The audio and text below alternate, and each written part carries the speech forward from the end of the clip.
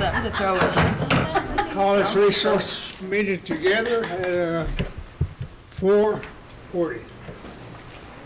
Victoria, would you do the prayer, please? Yes, I'll be happy to. Please stand. Dear Heavenly Father, we thank you for all the many blessings that you bestow on us every day, one of them being the honor of serving our citizens, and we ask that you give us divine inspiration and guidance on how to make decisions and the best decisions to make for all the citizens we represent. Bless everyone that's here and those that couldn't be here and those that are ill, and we just ask your blessings on this gathering. In Jesus' name, amen. Amen. Call the roll, please. Yes, sir. Curtis Snell. Here. Rex Jordan. Here. Bill England. Here. Keith Austin. Here. Jack Baker. Here. Harley Bezer. Here. Joe Bird. Aye. Sean Crittenden. Aye. Don Garvin. Aye. Frankie Hargis. Present. Wanda Hatfield. Dick Lay. Here. Denise Taylor. Here. David Thornton. That's good deal. Victoria Vesquez. Honey? David Walkingstick. Aye. Brian Warner. Aye. John Masters. Do you have a quorum? Extra coat. Yeah. Moving on down to Like you got turkey juice now. need approval of minutes of the January. So moved. Motion to be approved. Second. Motion and a second. Yes, they want me to show. Discussion. All in favor? Aye. Any opposed? Ayes have it. Moving on down to the reports, Mr. Bruce Davis. This is all right. Good afternoon. I just want to make a comment before we get started. I thought the event that we had Friday was outstanding. I know most of those administrators and they were very happy to be able to get that check in hand. It comes at a very timely time for the year, and I'm just so proud that the administration and this council supports education the way they do. I've been there, I've gotten one of those checks. I know what it is to scrimp and try to save and buy supplies. And proud to have Mr. Snell on my school board for 18 years. So we fought that battle and we've been there. So we know what it is that these people are going through right now. I will say something else, that most of us, if not all, those small schools have touched us in one way or another. And when we lose those small schools, it's just like Mr. Warner said the other day, or a while ago, he has 5 dependent school districts. He's got 5 high schools. Where are all those kids going to go? You think about it a minute. The high schools aren't equipped to provide for all those kids.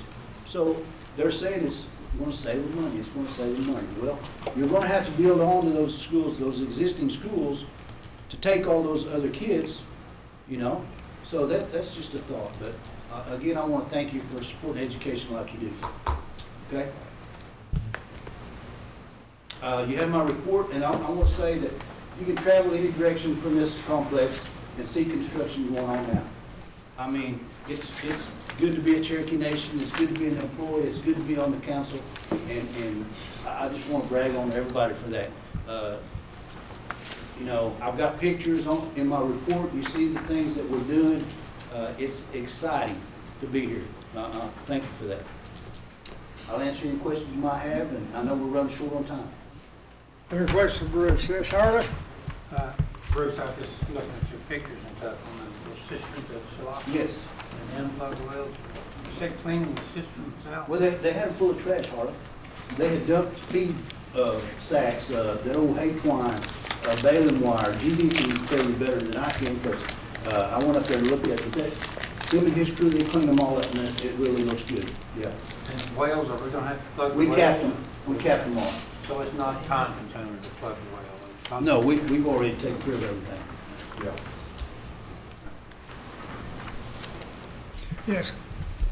Several months back, somebody asked about if we had equipment for tree servicing, Yes. and you were looking into things and seeing. Well, you know, we have an old bucket truck that's here for facilities that we use around the complex, but it's not, we couldn't put it on the road.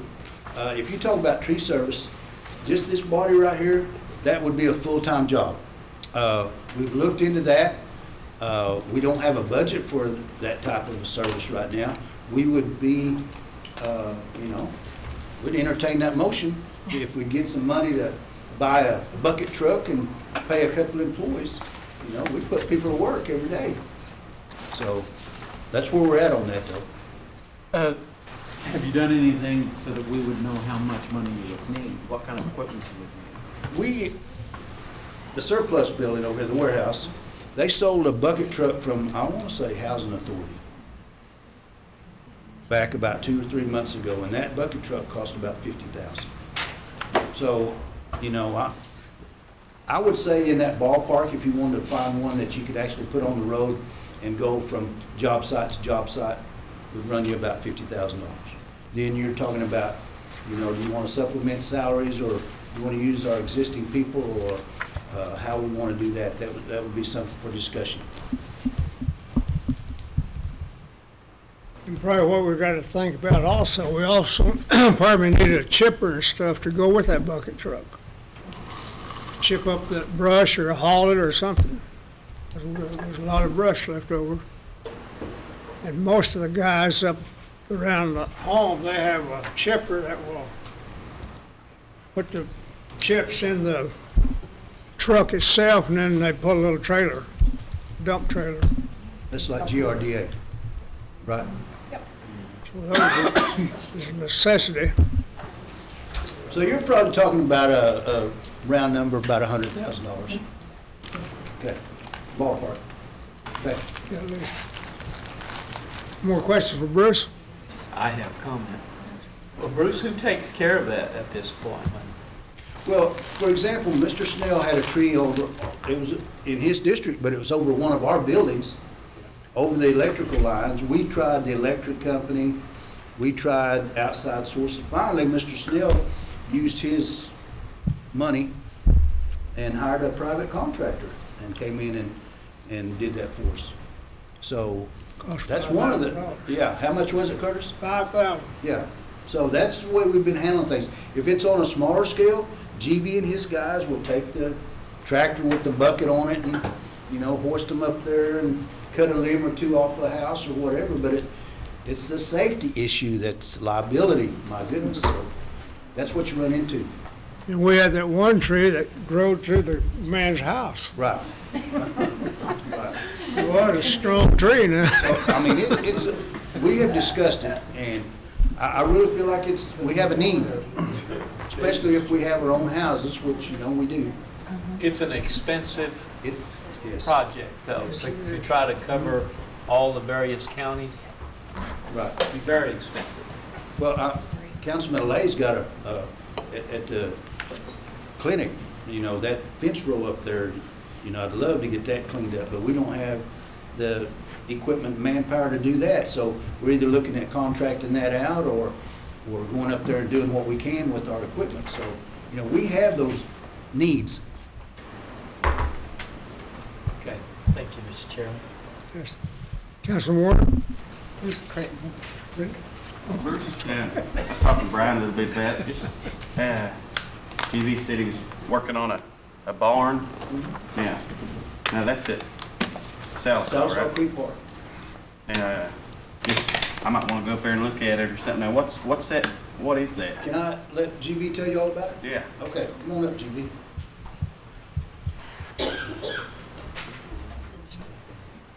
How are y'all?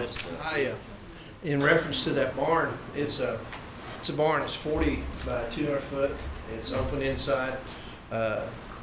We first put stalls in there and then we redid it, and we lined it all the way around with good lumber. Lumber's almost 4 inches thick. We lined it all the way around and then come back in, put stalls 10 stalls apart with a 40-foot warm-up area on one end. And we did a lot of landscaping with our dozer. We're still down there right now as of today. Probably be there for a couple more weeks with the dozer, cleaning up everything, getting rid of all the dozer piles and stuff. And we filled in the bottom. We had a lot of rock left over from trails and stuff. So we used all that, utilized all that rock, and got the base up to the bottom of the boards. So water it's virtually the only way it's going to blow in there now is through the side.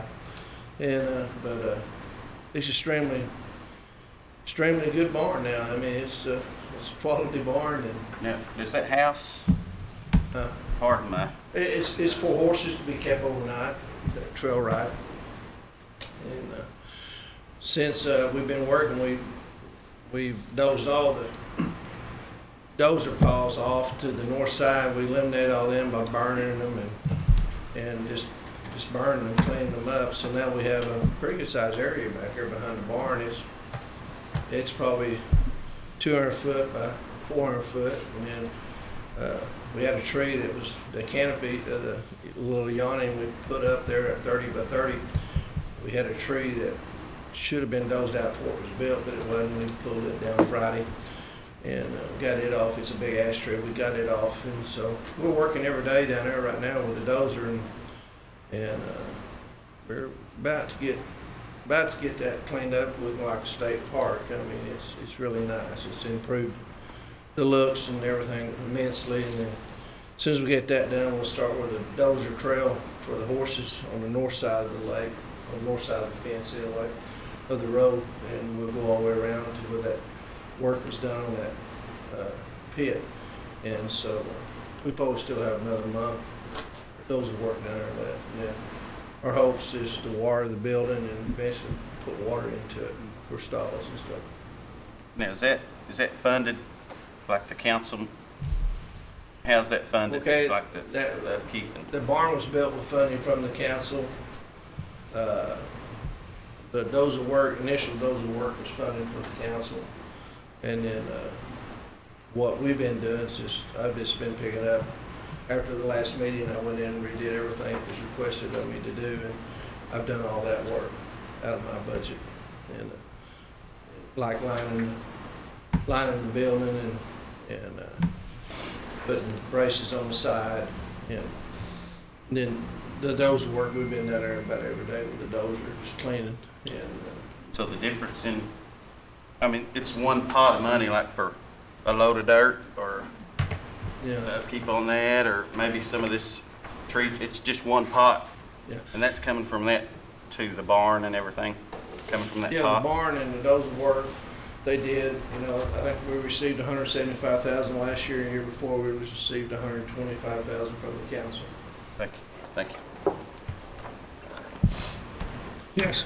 Do we got any numbers on accounts of how many's using that facility right now? I mean, are they able You know, to? Mike, I mean, he probably does. Yeah. He just like this weekend, he called me yesterday, Monday when he's off, and told you won't believe how many horses are down here today. He Right. said, I'm driving down the road and I count 22 just riding down the pavement. And he said, you know, I can't tell you how many's in here, but he said it's, you know, there's a lot of horses, extremely a lot of horses being ridden down there throughout the week, you know, on the weekends. And the boat activity is horrendous.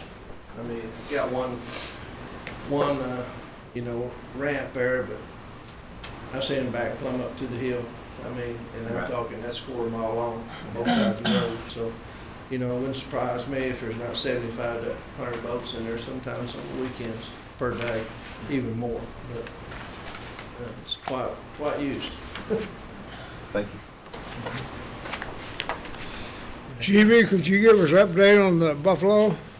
Okay, on the buffalo, they're still hopefully fat and sassy. We've been throwing the feed to them, trying to keep them looking good and healthy, and haven't had no new calves this year, but we got 107, I think, total head right now, and probably start having calves sometime in March or April. We had 21 last year. I'm hoping to increase that number, you know, probably by 10 or so, I hope. It's hard to say. The buffalo, we got 38 cows we got this past year. They're all yearling and 2-year-olds. They might not breed this year, might not breed next year, but we do have 38 cows from the previous first bunch and 12 bulls. So, you know, there's a good chance those 38 cows could all have a calf, you know, the older pen. So right now we're working on that facility up there on unit number 12. It's really going to be a nice facility. 60 by 80 shed. It's up. The floor's in, and the pipes all up for the tub load and everything. The braces are all up, and they're putting the sheet metal on this week. And it's gonna be quite a system. It's gonna be like the one at Quapaw, hopefully even better. They tell me there won't be no need to go to Quapaw. They come here to Cherokee Nation and look at what we have, because they've learned. They went out there, the builders have, and looked at everything they did to correct any mistakes they had, didn't work for them or whatever. So we've copied off of them pretty harsh and tried to correct anything that came up short for them. We try to make it work for us. And still have a set of pins to build out to the south that will be holding pins, be 3 big pins, a couple alleys, and then we have the chute. And the chute is hydraulic, and it's it's going to cost $20,000. And those pins, to get those pins built, it's going to cost $20,000. We have the material. We bought the material with a grant that we got, and we also paid the labor for the pins that's being built right now. That's $64,000. We got a $75,000 grant. Buffalo, they're eating $18,000 worth of food a year. And, the hay, we're figuring the hay in. We bale the hay, so it does take labor and time to put the hay together and get it delivered to the buffalo. So we're eating 2 bales a day. They're on 200 acres, so they're pretty well dependent on us to keep them going year round. It's not going to be something that winter's going to come and go. It's something that's going to have to be followed up on, all year long, because we don't have no more land than 200 acres to put them on. And so, we have a tour bus, and got a guy full-time tending to them, Billy Hog Shooter. He's tending to them every day, Saturdays and Sundays and holidays. He was there all 3 days this past weekend, President's Day. He feeds them and takes care of them and keeps me informed on everything. And I call him to give tours and stuff, so he's kind of our right arm up there, our attention getter when it comes to the buffalo, and he's doing a real good job. But we are going to have to look at, doing something with them, alternative. We get another 20 or 30 calves, we're going to have to say, okay, is it time to start slaughtering them, putting them in the casinos, the elderly, the schools, whatever, or something. It's we talked in the Natural Resource meeting with Sarah Hill a couple of weeks ago about the branding, the label for the Cherokee Nation. It needs to be moved on in case we do go into it. A labeling for the red meat, and so Cherokee Nation have a seal to label their own meat. So that's something that Natural Resources in her department, she's working on, trying to get to move forward on that and stuff. And so it's Buffalo doing good. Thank you.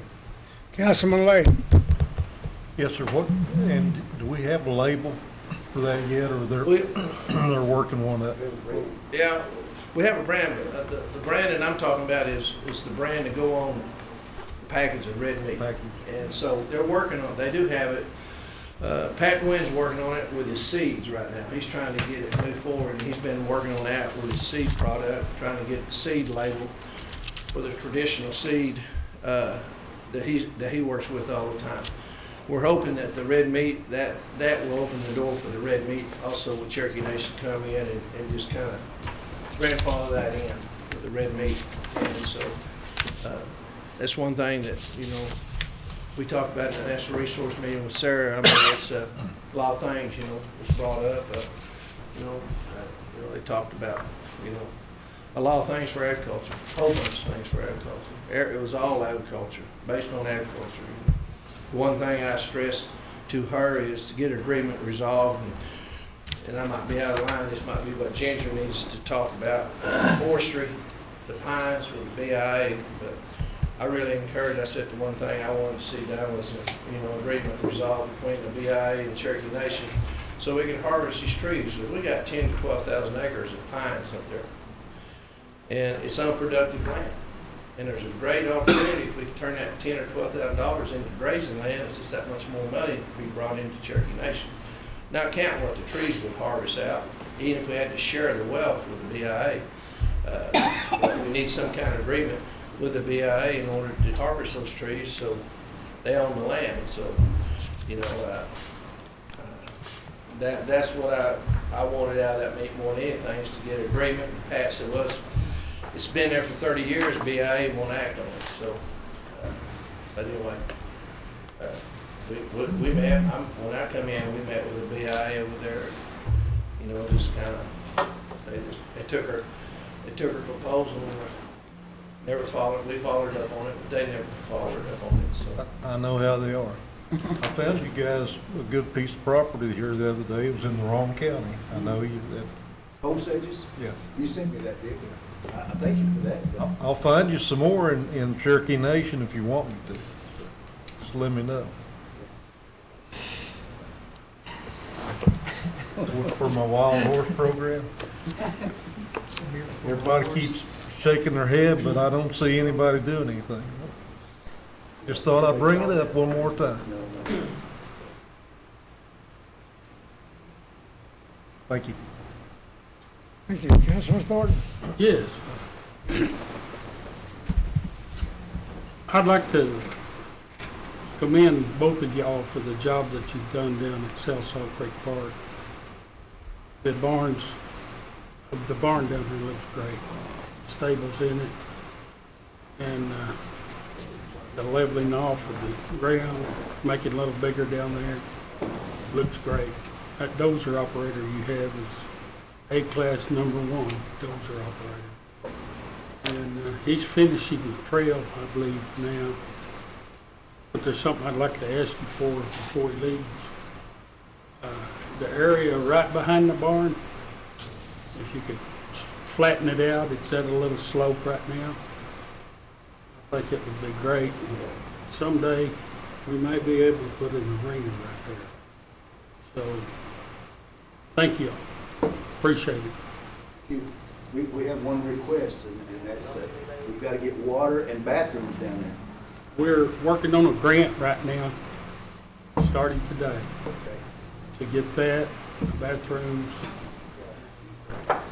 and some more dirt work right there in the RV pull-offs, if we can get that. I think you should invite the council down, you know, get closer to getting finished. We'll have a meeting in the barn. I think they would like it and enjoy it. It's roasted buffalo. But anyway, thank y'all for. You're welcome. Any more questions? No. Thank you, man. Good report. Moving on down to real estate services, it's Ginger Brown. Reeves. Good afternoon. You have my report in front of you. If you have any questions, I'll be happy to address them. Any questions for Ginger? I have one. Yes. Yes, sir. On the plaza, do we need to do some more environmental before we'll ever put an application in? They're in the process of that environmental, yes. Okay, so Tom, your office is doing that? No, that would be with C&B. Okay. It'd be neat if we could expedite that land and trust, wouldn't it? Yes, it would. What would be really, really good in the turnaround from the BI to put that in trust? What would you say was pretty good? 6 months? That would really be nice. That would be very nice. A year still good? 6 months to a year, but you know, as you well know, we don't have any idea how long that would take. But that would be a good 6 months. Would be a fantastic target. Okay. Ginger, you can handle it. We have all the faith. Well, that's a lot of faith. Thank you, sir. Well, we're willing to help, okay? Thank you. Thank you, Mr. Chair. Any more questions? Yes, Don. Ginger, did you get a chance to check on that Arkansas River bed that was in trust? I did, and I believe there is 90 some odd acres there off of I-40. Is that the property you're talking about? Well, there's 2 pieces, one on 64 and one on I-40. The one on I-40 is the one I thought you were talking about, and there's approximately 90-something acres there. And it's ready to be, it is part of that corridor, yes. We've called it to others' attention for now, so that's ready to do whatever we need to do with. It would be automatic, it's automatic trust. Have you heard any rumors or anything for us using it? No, I haven't. There's some going around Warner, but I told him I hadn't heard any of it. Well, I should be the first one to hear that rumor, and I haven't heard anything, sir. Thank you, Mr. Chairman. Yes. Thank you. Any more questions for Ginger? Good report, Ginger. Thank you. Moving on down to old business. See none pending. You got Tom. You don't have to do so. I'm gonna call you for 10 minutes, brother. You just didn't hear me, yeah? You got it. Okay, Tom. Yes, sir. You have our report. I walked out of the house with my spectacles, and I just had an eye exam. My eyes are dilated. Poured half a cup of coffee on me. You have to answer any questions. You need to call 911? Yes, sir. I can tell there's people out there, but I don't know exactly who they are. Any questions for Tom? Keep up the good work. We're gonna be good to you. That's all right. Sure. I've read your report, you're doing data on houses, and you got another phase 2 coming in. Now, what are we doing? What are we talking about? I don't know. No. It says 12 schools and 94 homes for complete. Okay, for round one of data that's collection. the asthma project. And what they're doing, we're working with Tulsa University on that. Yeah, And okay. they're going, and I don't know the number of houses, I don't know the number, I think it's about a dozen schools. But they're Cherokee kids in Cherokee schools, predominantly Cherokee schools. And they're following certain ones of them, they're giving them cleaning equipment, training, some other things. They gotta have a kid in that home that has either asthma or asthma triggers. And so they've got a control group that they're not doing anything with. And then they have these other groups that they're giving them the training, the stuff to clean their house with. They're getting a really high quality HEPA vacuum cleaner and some other things to do that with. And at the end of the study, however long it's gonna be, it's a rolling study. However long compared to each one of those, they're gonna see how the ones compare to the ones that have been given all the stuff and the training and the equipment to clean their houses and do that with, and see how those compare.